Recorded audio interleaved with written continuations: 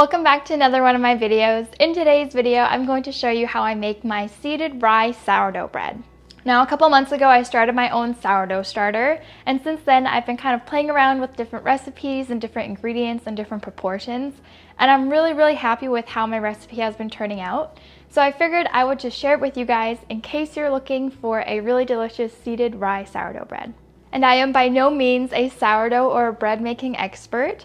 I've just found a method that works for me and I like how my bread turns out, so I figured I would just share it with you in case you're looking for a recipe to kind of get started with sourdough and you're overwhelmed, because I sure was.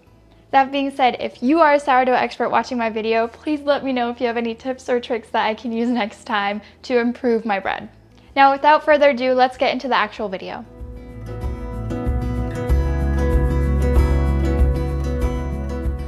Now, to make 2 loaves of bread, you're going to need 700 grams of whole wheat flour, 350 grams of dark rye flour, 700 grams of lukewarm tap water, 300 grams of your active sourdough starter, 20 grams of salt, 40 grams of honey, 20 grams of chia seeds, 30 grams of flax seeds, and 40 grams of sunflower seeds. Now, a lot of people will soak their seeds overnight so that they don't steal the moisture from your dough and mess up your hydration. I honestly don't do it, so instead of mine being a 70% hydration, it's probably just going to be a little bit off because I don't soak my seeds. That all being said, we're basically just going to start by mixing together our water with our sourdough starter until there's no more clumps and lumps, and then we can essentially add the rest of our ingredients to our big bowl.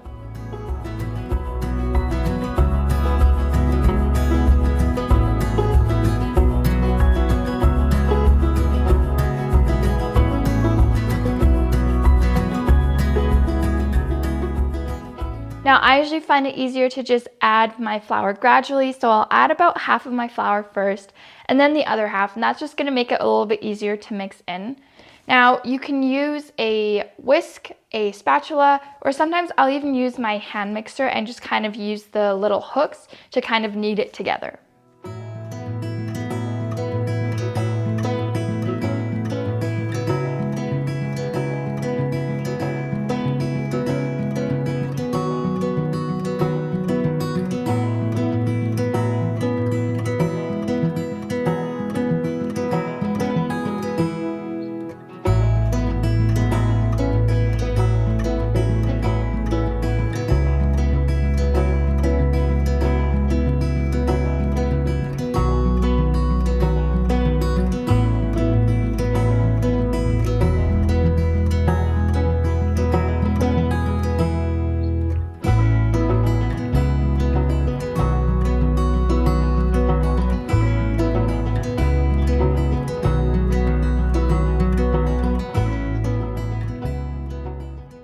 Now that everything is mixed in, it might still be a little bit shaggy, which is totally okay. We're basically just going to let this rest for at least 30 minutes. Now, I've let my dough rest for up to 2 hours. Honestly, I couldn't tell a difference, so I usually just go with however much time I have, which is usually between 30 minutes to an hour. Now, this step is called the autolyse, but I do it a little bit differently because I add all my ingredients at the same time. Technically, an autolyse is just water and your flour and nothing else. And after you've done your autolyse, you can add in the rest of your ingredients. I skipped that part, so that's why I'm just calling this a rest instead of an autolyse, but just do whatever you prefer. I honestly can't really tell a difference, and this saves me some time, so I prefer doing it this way.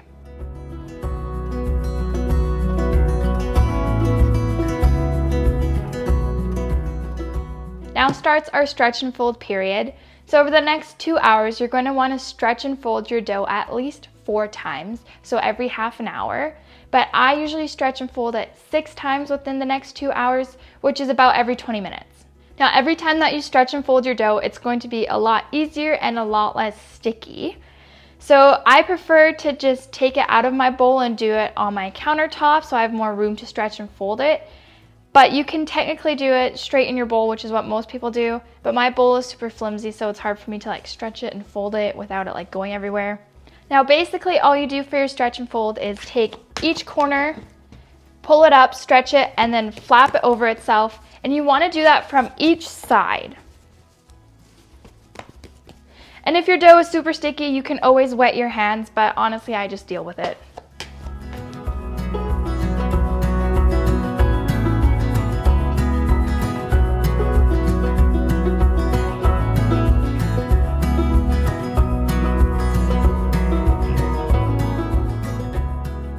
And that is literally all it is. So it is a little bit time consuming because you do have to do it every 20 minutes / every 30 minutes, but it does add a lot of structure to your dough, so it is important to do this, but it does get a little bit messy.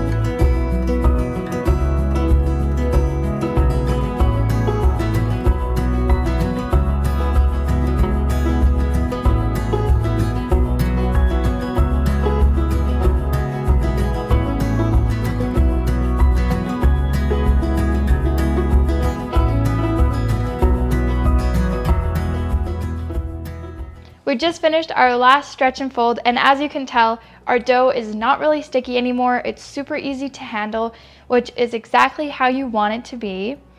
So at this point, we're ready to go into our bulk fermentation.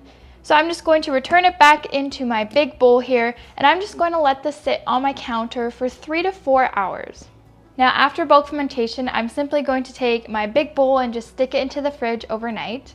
And in the morning, I'm going to quickly shape my dough, put it in the banneton, and let it do its second rise before baking.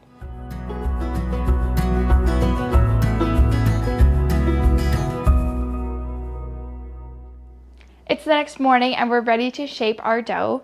Now the first thing I'm going to do is just as evenly as I can divide this into 2 loaves. Now I've already got my bannetons prepared, so I usually use one long one like this and one round one, but if you don't have a banneton like this, you can basically create your own with just a bowl and a kitchen towel. Now you just want to make sure to give your banneton a good dusting of flour, that way your dough isn't going to stick to it.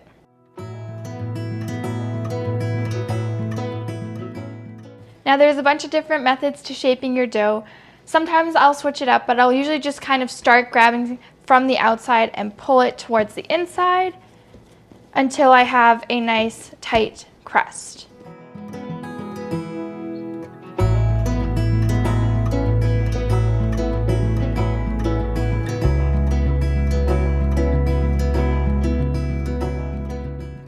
Now another way that you can do this is kind of pull your dough apart.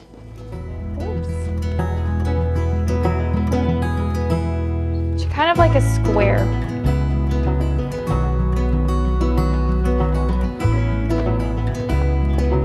gonna fold it in and then roll it up.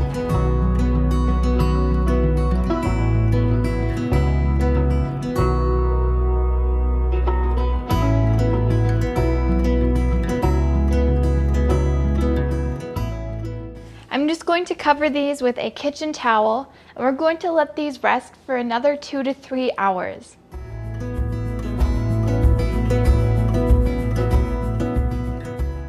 Now there's a couple different ways that you can bake your bread.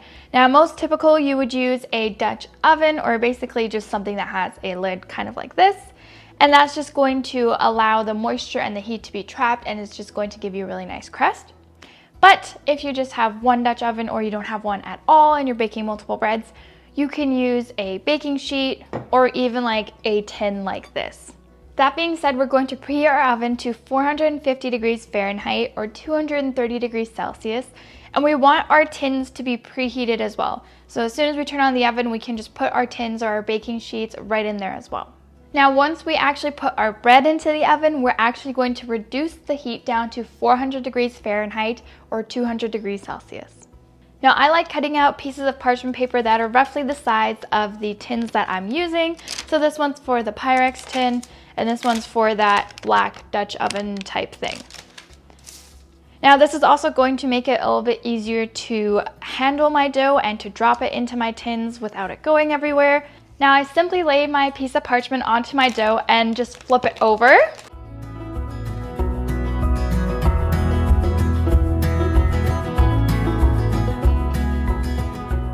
Now there's a couple different ways that you can decorate these.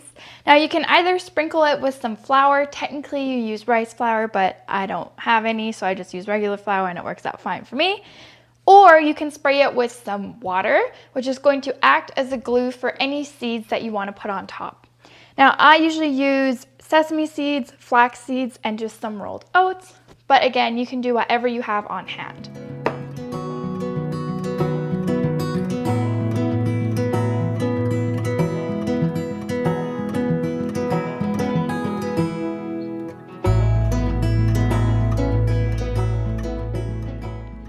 Now the most fun part is scoring, because you never know how it's going to turn out in the end. Now I just recently bought a scoring tool, or like a scoring knife, and I'm obsessed with it. Before I would just use like a sharp serrated knife and that worked fine too, but this is just so much fancier and I'm so excited every time I get to use it.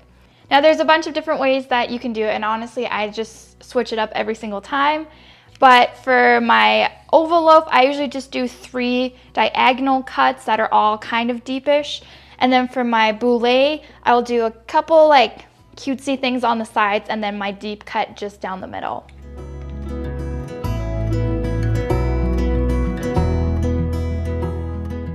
Now when we pop these into our preheated baking trays, you want to add a couple of ice cubes, about 2 or 3, and that's just going to help with the moisture and get a nice crust.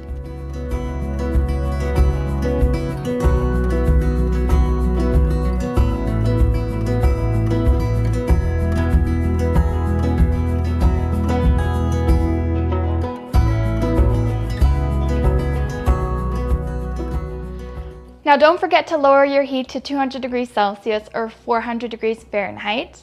And for your Dutch oven, you want to bake it for 25 minutes with the lid on, and then we're going to bake it for an additional 20 minutes with the lid off.